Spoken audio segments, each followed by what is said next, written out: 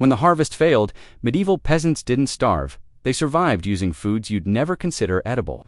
Archaeological evidence shows communities thrived during famines by accessing protein sources and nutrients hiding in plain sight. These forgotten survival foods sustained entire villages through years of crop failure, and most are still abundant in your backyard today. Today we are going to explore 15 foods medieval peasants ate when crops failed completely. 1. Acorns. Medieval families collected 200 to 500 pounds of acorns annually as insurance against grain shortages. Archaeological evidence shows specialized leaching pits used to remove toxic tannins through repeated water treatments. The technique involved cracking shells, grinding nuts into coarse meal, then soaking in running water for 5 to 7 days until bitterness disappeared completely. Different oak species offered varying processing times. White oak acorns required minimal leaching, while red oak varieties needed extended treatment for safe consumption. 2. Tree bark. Inner bark, called cambium, sustained entire Scandinavian communities during the Great Famine of 1315 to 1322. Archaeological records document families stripping pine, birch, and aspen trees in systematic patterns that didn't kill the trees. The genius lay in harvesting only narrow vertical strips, allowing trees to survive and regenerate. Medieval people established processing techniques involving careful peeling with specialized knives, then drying strips into brittle sheets. Different tree species offered varying nutritional profiles. Pine bark contained vitamin C, preventing scurvy, while birch provided natural sugars and essential minerals. 3. Earthworms. Medieval peasants harvested earthworms as concentrated protein sources during meat shortages. Archaeological evidence shows specialized clay pots used for worm cultivation in monastery gardens. The technique involved creating controlled environments with kitchen scraps and organic matter, producing continuous protein harvests regardless of weather conditions. Different harvesting methods offered varying yields. Flooding techniques produced 5 to 10 pounds per square yard, while handpicking during rain provided smaller but higher quality specimens. The method involved thorough cleaning by allowing worms to purge in clean water for 24 hours, removing soil and debris from digestive systems for safe consumption. For snails, medieval monasteries maintained dedicated snail gardens, called cochlearia, for protein security during fasting periods. Archaeological excavations reveal structured breeding systems producing consistent harvests throughout growing seasons. The technique involved creating controlled habitats with limestone for shell development and varied vegetation for optimal nutrition. Different species offered varying meat yields. Roman snails provided 2 to 3 grams of protein each, while smaller garden varieties required larger quantities for equivalent nutrition. The method involved purging snails in clean water for 2 to 3 days, then cooking in boiling water with herbs to improve palatability. Processing techniques included smoking or drying for preservation without refrigeration. Modern nutritional analysis shows snails contain complete proteins plus essential minerals like iron and magnesium. This technique requires only basic collection containers and cooking facilities. Medieval families typically harvested 200 to 300 snails weekly during peak seasons, providing significant protein supplements. The genius lay in utilizing abundant garden pests as valuable nutrition sources during food shortages. 5. Grasshoppers. Medieval peasants timed grasshopper harvests during late summer swarms, collecting hundreds of pounds during peak availability. Archaeological evidence shows specialized collection methods, using cloth funnels and beating sticks to drive insects into containers. The technique involved early morning collection when cold temperatures slowed insect movement, maximizing harvest efficiency. Different preparation methods offered varying preservation periods. Roasting provided immediate consumption, while drying created protein stores lasting several months.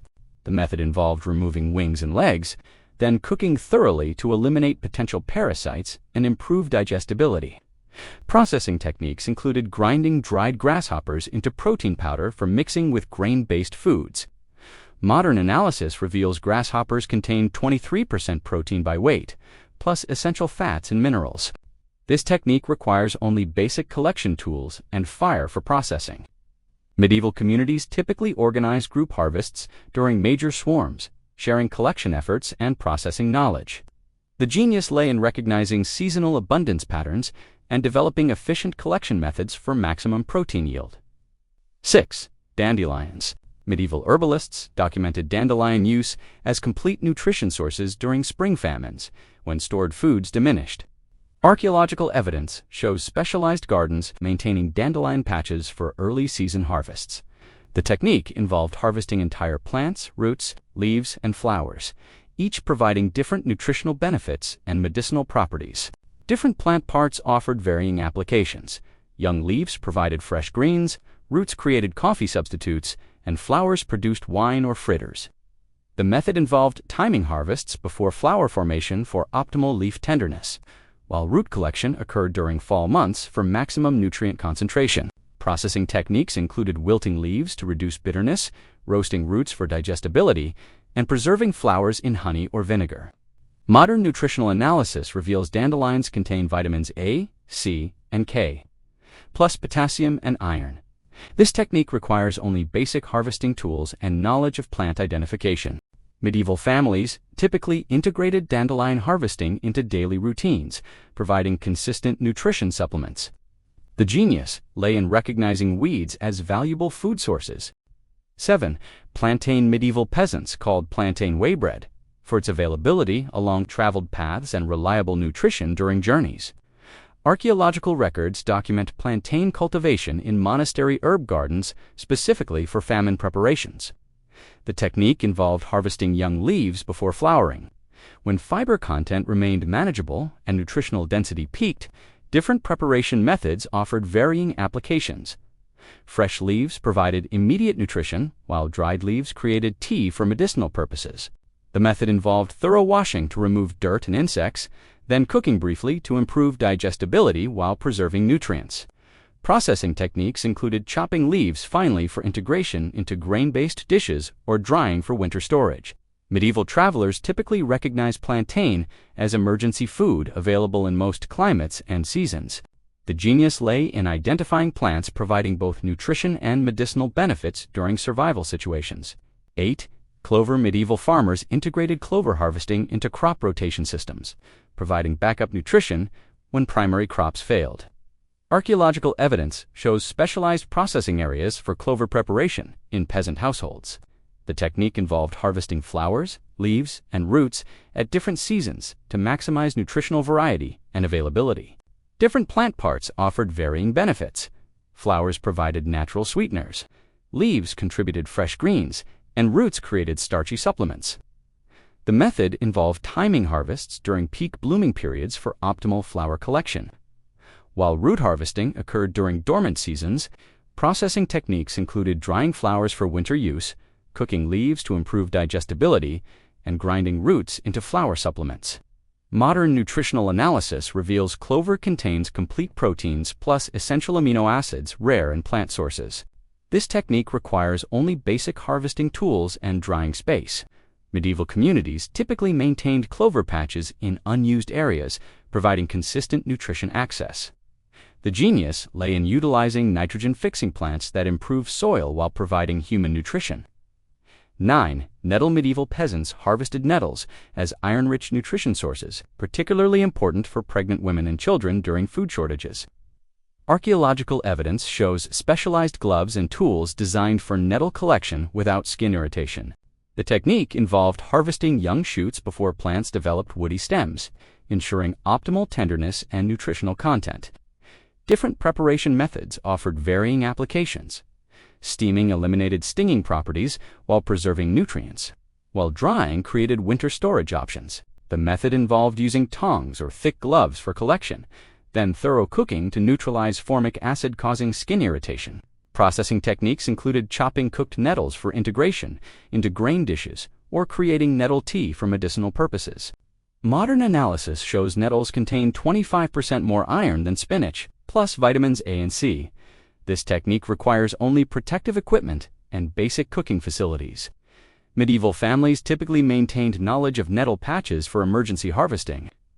The genius lay in transforming painful plants into valuable nutrition sources through proper processing techniques.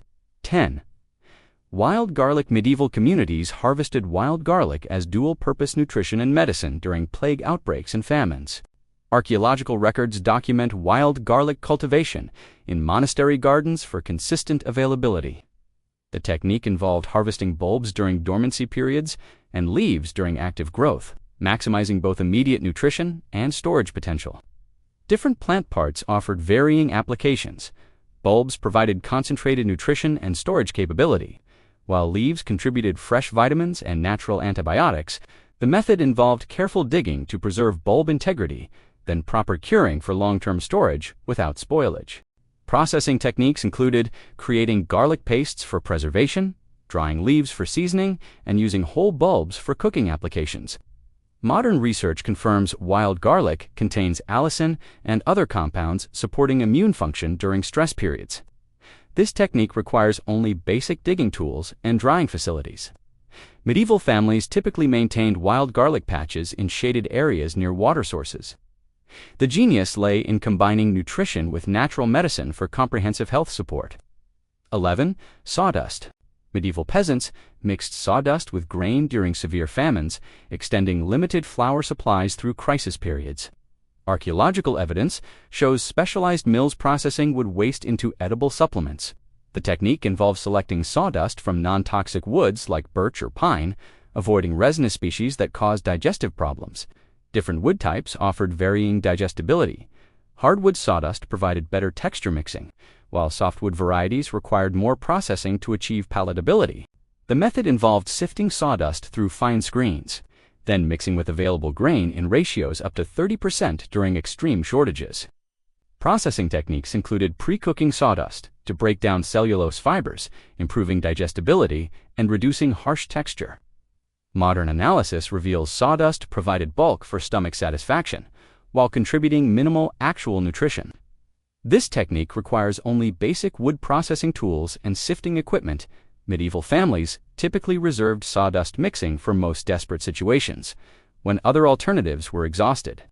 The genius lay in recognizing that survival sometimes required psychological satisfaction over optimal nutrition.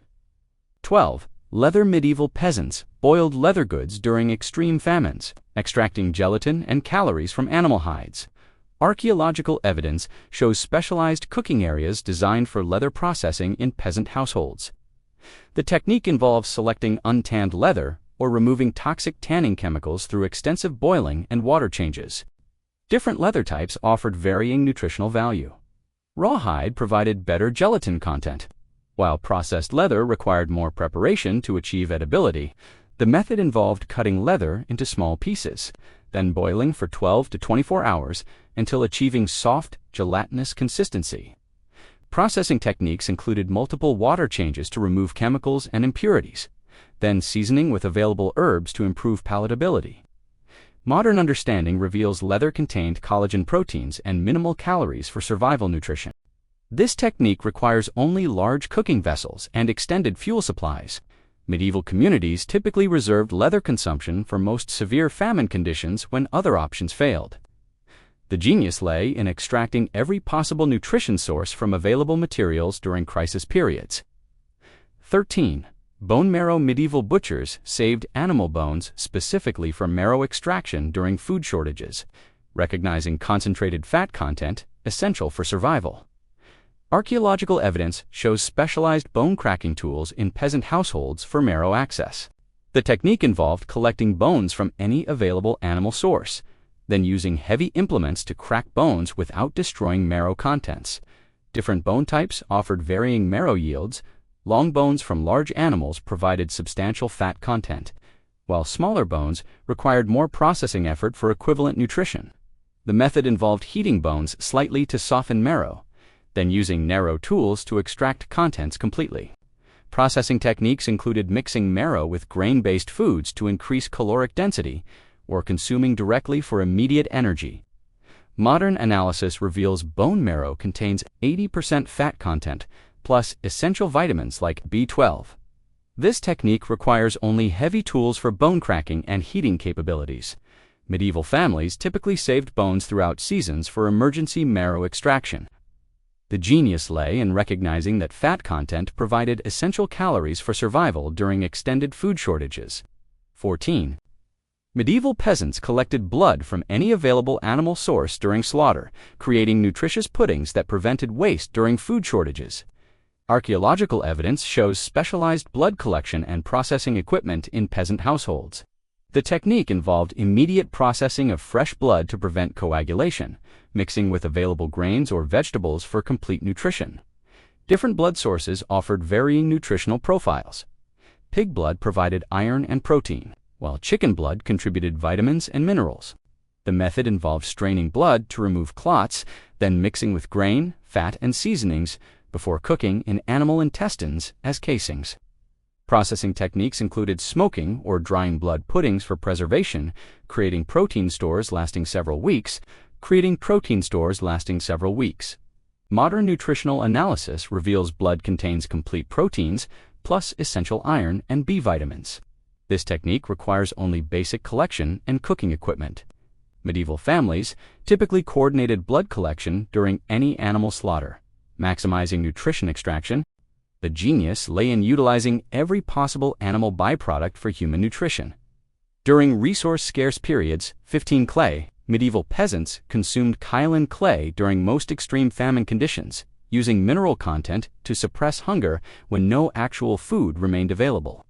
Archaeological evidence shows clay preparation areas in regions experiencing severe crop failures. The technique involves selecting specific clay types safe for human consumption, avoiding varieties containing toxic minerals or heavy metals. Different clay sources offered varying safety profiles. Riverbank clays provided safer options after natural filtering, while mountain clays required more careful selection and processing. The method involved mixing small amounts of clay with water, creating paste-like consistency for easier consumption. Processing techniques included heating clay to eliminate potential bacteria and parasites, then consuming in minimal quantities to avoid intestinal blockage. Modern understanding reveals clay provided psychological hunger relief while contributing minimal actual nutrition. This technique requires only access to safe clay sources and basic preparation. Medieval communities typically reserved clay consumption for most desperate survival situations. The genius lay in recognizing that psychological hunger management sometimes prevented panic during extreme food shortages. 16. Fish scales. Medieval fishermen collected fish scales during processing, recognizing valuable calcium content essential for bone health during nutritional deficiencies.